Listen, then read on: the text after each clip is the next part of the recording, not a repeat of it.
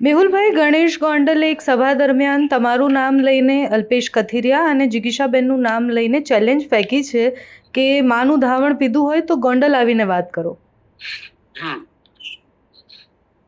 હા, એ સાંભળ્યું છે બેન. હેલો. જી જી જી.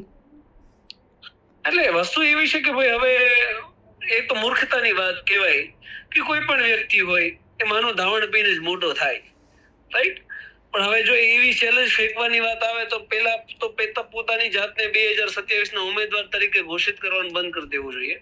કારણ કે કોઈ એક રાજકારણી અથવા કોઈ એક નેતા જો પોતાને માનતા હોય તો એવી ભાષા કોઈ દિવસ શોભે નહીં કે ભાઈ માનું ધાવણ ધાવ્યા હોય અથવા બાપના બોલથી આમ કરી નાખીએ તેમ કરી નાખીએ.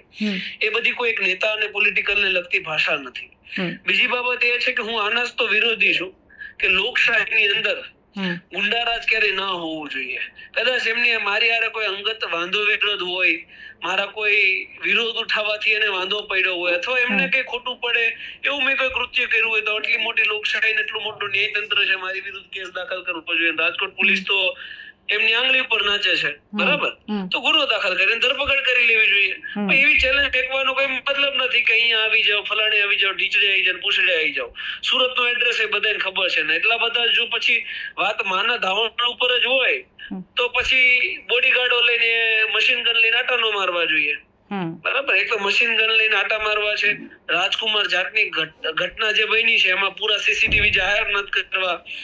અને ટૂંકમાં તમામ પ્રમાણે ગુંડા તત્વ અને બેફામગીરી ચલાવી છે આપણે ગોંડલની અંદર. ને જો કોઈ વ્યક્તિ સુરતની અંદર મીટિંગ કરે, આ લોકતંત્રની અંદર હરેક વ્યક્તિને સાચા ને સાચો ને ખોટા ને ખોટો કહેવાનો અધિકાર છે. એનો મતલબ એવો છે કે વાણી અભિવ્યક્તિની આઝાદી છે. મને એવું લાગે છે કે ગોંડલમાં લુખા તત્વ અને ગુંડાગીરી છે, તો એ મારું મંતવ્ય છે જે હું રજૂ કરું. એ કોઈ પણ મીટિંગ હોય કે કોઈ પણ સ્ટેજ હોય ત્યાંથી હું મારું મંતવ્ય રજૂ કરું. અને એને જ લોકશાહી ને એને જ ભારત દેશનું સંવિધાન કહેવાય. પણ એ બોલવા બદલ, સુરતમાં મીટિંગ કરવા બદલ ગોંડલમાં મરચા રેડાઈ જાય, ગોંડલમાં એક મીટિંગ કરીને એવું બેફામ ભાષણ આપવામાં આવે જે કાયદાને ચેલેન્જ કે ભાઈ અહીંયા આવી જાઓ, અમે જોઈ લઈએ, બાપના બોલથી અમે શું શું કરીને બતાવીએ. એટલે કેવા શું માંગો છો કે ભાઈ કોઈ વ્યક્તિ તમારી સામે બોલે, તમારી ગુંડાગર્દીની સામે બોલે તો તમે એને ઇનડાયરેક્ટ એવી ધમકી આપો છો કે અમે તમને ઉપાડ લઈશું, કે અમે તમને આમ કરી નાખશું, ખોઈ નાખશું, જેમ તેમ કરી દઈશું.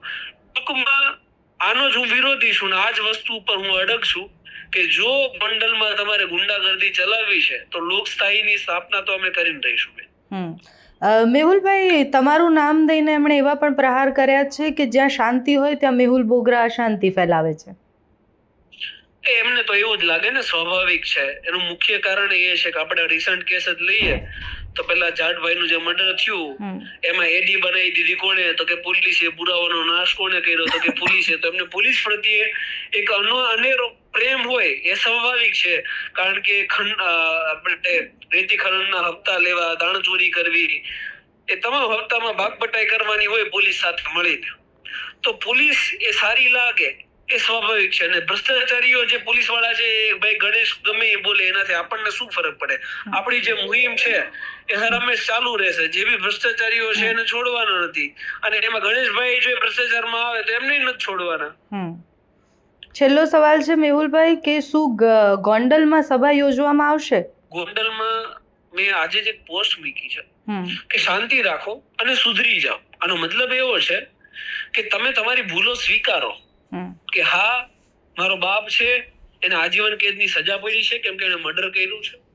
હા, મેં દલિત ઉપર અત્યાચાર કર્યો તો એની સામે એની બદલ મારી ઉપર એટ્રોસિટીની ફરિયાદ છે.